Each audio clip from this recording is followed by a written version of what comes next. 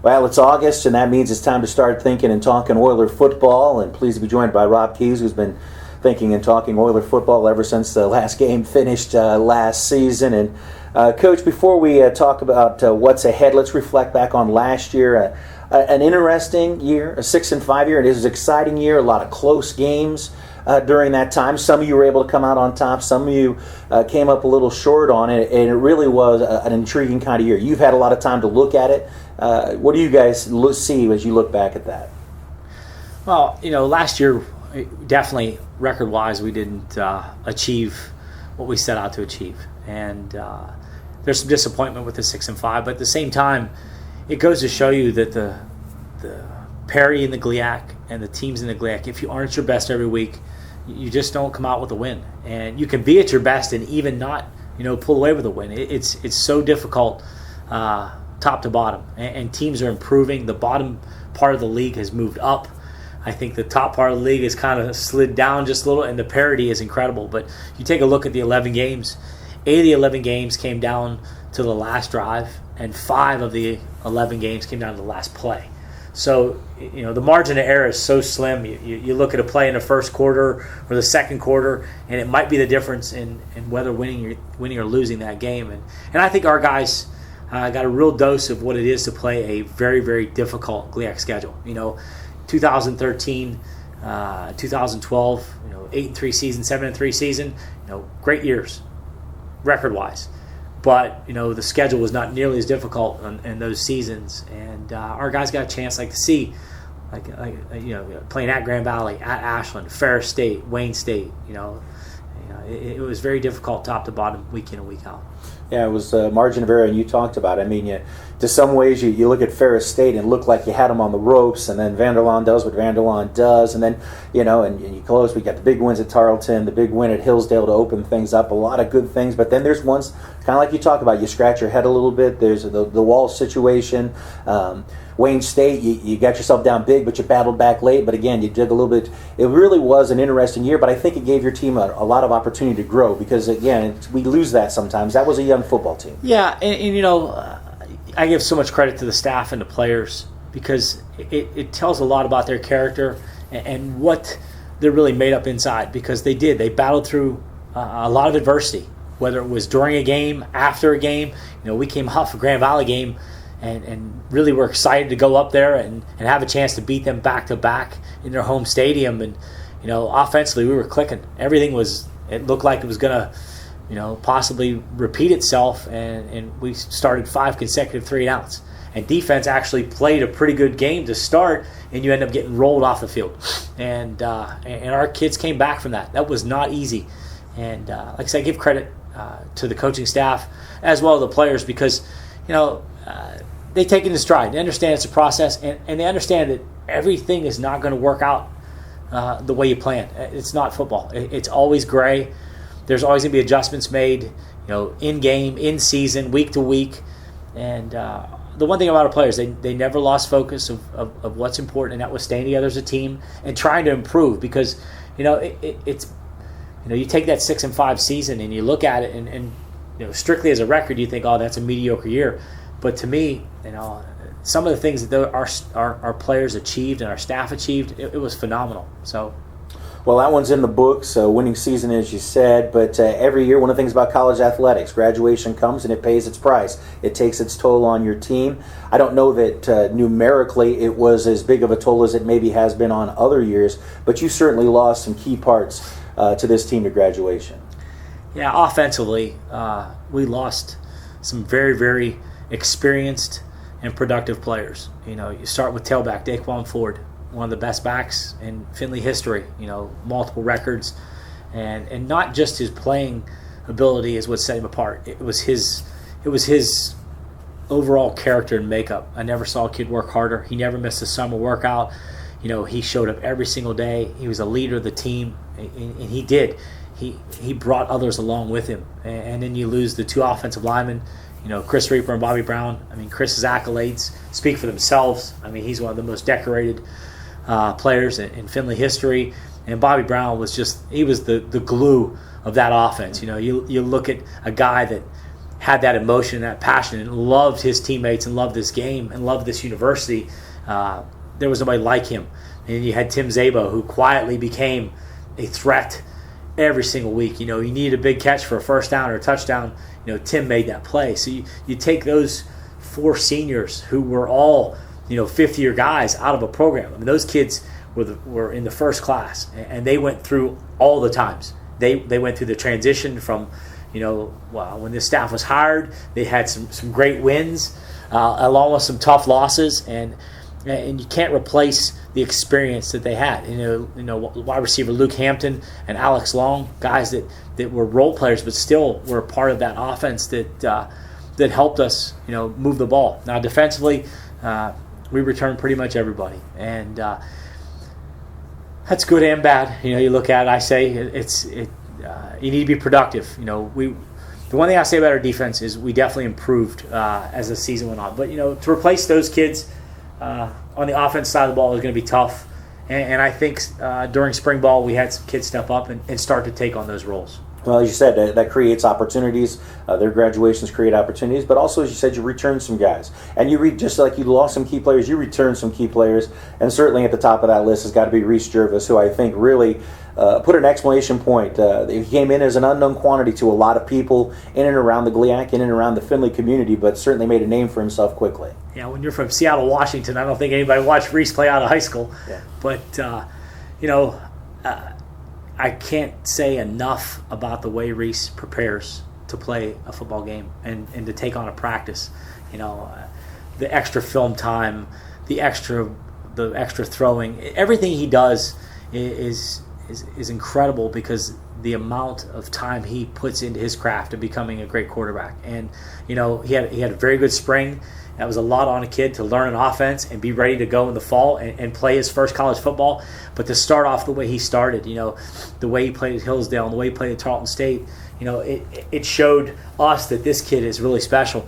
And then you watched him progress through the season. He had a very, very good year, to him. And that's what I like about him. It was average. And he wants to be perfect. And he strives to that every single day. And he struggled. He had a couple bumps in a couple games, but those games have taught him a lot, and we've had a chance to sit down and digest those games and talk about it. So we're hoping that those mistakes and some of the mistakes he made in some of those games won't be repeated in 2016. You also replace via the process of recruiting, and I think it's interesting. I remember back to year one when we talked. Recruiting was about finding guys who can play right now, fill holes, and really your recruiting, especially the last year or two, has started to evolve, and that's a good situation to have. Yeah, I know in 2011 when we hit the ground running in the first week of January, it was like, open the door, anybody, we'll take anybody, and we need you to play now because there wasn't a lot of players left to help us win games. So we played a lot of true freshmen, Harold Jones-Corte, Farrar Skolden, Lloyd Henry, you name them, and we played them, and they had phenomenal careers. But recruiting in 2015, the 16 class coming in, very, very different. We looked at kids that can help us in this program long term. We looked at kids that might benefit from redshirting and have the possibility to redshirt, which we really haven't done a whole lot in the past. And a fifth-year player is better than a fourth-year player, and we've did a very good job of, like I said, trying to find the pieces that are missing and create some depth on both sides of the ball. Players who, between recruiting and guys who maybe were redshirted, who've been waiting, some names perhaps that we should be on the lookout for that you think are going to really step up or maybe even surprise some people. Offensively, I think our receiving core is pretty strong. We got Arion Kozak, Jason Moore, and Dylan Blunk all return. I think Jake Alton and Jake Boucher, who hadn't played a whole lot of football, had very good springs. I think both of those guys, kind of the same mold as Dylan Blunk, and I think those guys can make the tough catches and be where they're supposed to be when they're supposed to be there and take some of the big hits. So I like both of those guys who haven't seen a lot of action up to this point. Up front on the offensive line, I look for those young guys, Christian Olmstead and Andrew Dickinson, to replace those tackles that we lost. And I'll be excited to watch their progress as we move forward. But, you still got that mainstay in the middle. Andrew Alton is one of the best offensive linemen in this league. And physically, it's going to be tough to find somebody to match him physically. I mean, it might be even, but nobody's gonna out physical Andrew Alton, and that's what I really want to build this team on. We built this team on that physical presence up front and being able to hammer that ball, right between those tackles. Jason Mulligan returns as a fifth-year guy, so I think offensively, it leads with those guys up front, and it allows the guys in the back end, Chauncey Bridges and those running backs to make some big plays, because of the offensive line and their ability to create holes. Let's transition to the other side of the ball. You kind of talked about defense, and I know it was a frustration at times for you as a coach, and then really for fans as well. I mean, you had this overpowering offense, 477 yards a game and 36 points a game, but then you had a defense that was giving up 468 and 37 at times. But I think, as you just talked about a moment ago, first off, that's a very young defensive squad, and I thought over the last 6 games, I really thought they started to improve, and they came up with some big plays, as you pointed out. Yeah, they did. Defensively, it's no different. I mean, it's such a fine line on both sides of the ball, the margin of error. And we lost a couple key pieces before we started the 2015 season up front. And those guys are healthy again, and they'll return to the lineup. But, we got to keep those guys healthy, because it makes it, you take 1 or 2 really good players off a defensive lineup, and you don't have the depth, it really, really puts a strain on the defense, because offenses are so good at attacking where you're weak. And if you happen to have somebody in a position that can't hold up to the play, it's very difficult to cover that person on defense. Offensively, it's a little easier to cover maybe inefficiency or lack of talent. Defensively, there's no place to hide. And the thing I liked about it is, you mentioned it, I thought we improved greatly the last 6 weeks of the season, which was great with that improvement. We started the last 5 games with 6 freshmen on the field. We had 3 true freshmen starting on defense, as well as 3 redshirt freshmen. So you have 6 freshmen starting and playing for the first time in college football, and to watch those guys progress. I mean, Anthony Kostelic, our middle linebacker, to watch what he did as a true freshman to play. I mean, it's tough to play as a true freshman in football. It's really tough to play the middle linebacker spot as a true freshman. And to watch him mature and to watch him play this spring, I mean, I expect some big things out of Kostelic. And then Francis Cutchenber started at safety for us, and Kyle Skidmore played defensive tackle. There's 3 true freshmen right down the middle of the defense. And you throw in Chibuka Chukwuneke, a.k.a. Chewy, at corner playing as a freshman. You had some, there was so many guys out there playing football for the first time. But I watched those guys progress and mature. Some of the upperclassmen, Miles Alexander, Johnny Hopkins, and Brad Fenton, also had some pretty good years. They got to have their best seasons yet. And Anthony Lanier as well, which I thought was one of the better defensive players throughout the 2015 season. We asked Anthony to do so much. I mean, he played safety, linebacker, inside linebacker, and he bounced out, around so many positions. But, a consummate team guy, he just kept going out and doing what we asked him to do. Well, Coach, let's wrap it up. Let's talk about the GLIAC. No newsflash, final year in the GLIAC. I'm not sure the schedule makers did you any great favors. All 11 games are conference games, and you got the big boys on the schedule there. But it does set you up for a pretty good farewell tour, I guess, is the way you can look at it. You don't make the schedule, you play it. And our guys, they have to look at it as a challenge. It's got to be a good thing to them and a good thing to us. I mean, you look at the schedule, what more can you ask for? You're going to play some of the best Division II teams in the country, week in and week out. It's some of the toughest places to play in Division II.